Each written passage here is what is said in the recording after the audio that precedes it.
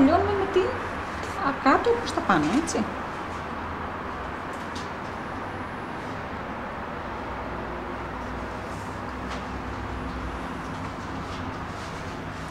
Κάνουμε και αυτό εδώ το κομμάτι.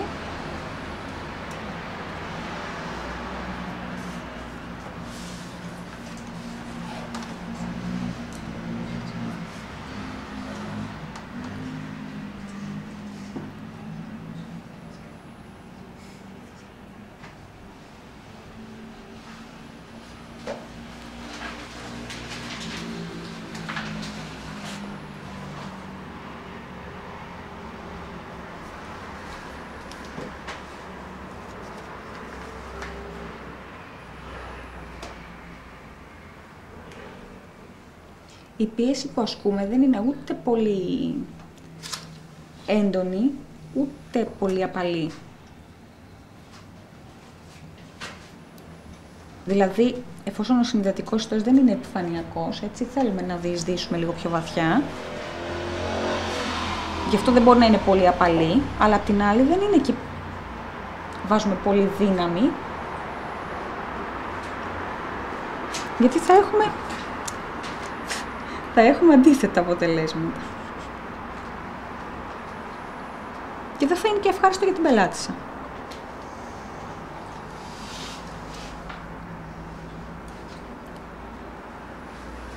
Οκ. Πάμε στόμα. Τις περιοχές, σας ξαναλέω, μπορείτε να τις κάνετε όπως σας βολεύει, με όποια σειρά σας βολεύει. Αρκεί να μην ξεχάσετε κάποια. Εντάξει, γι' αυτό τις παίρνουμε με τη σειρά συνήθως. Εδώ είναι μικρή περιοχή. Δεν μας παίρνει να κάνουμε πολλές γραμμές.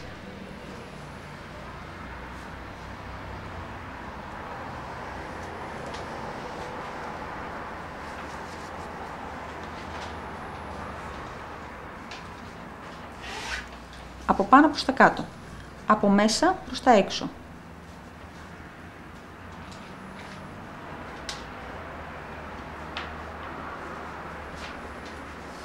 Από έξω προς τα μέσα.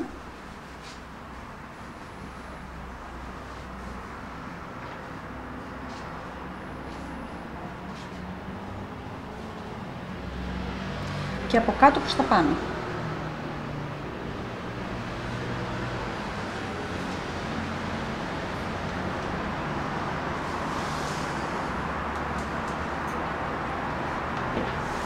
Πάμε στο κάτω μέρος.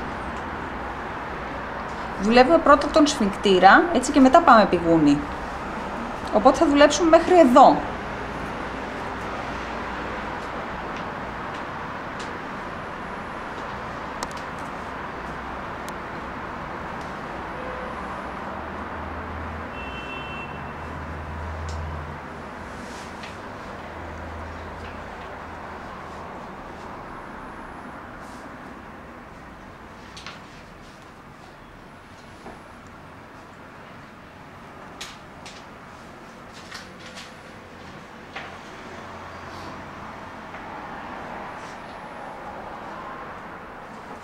Και πάμε πηγούνι. Το οποίο μπορείτε να το δουλέψετε είτε μέχρι εδώ, μέχρι το οστό, ή μπορείτε να το κατεβάσετε μέχρι κάτω, κατευθείαν, όπως σας βολεύει.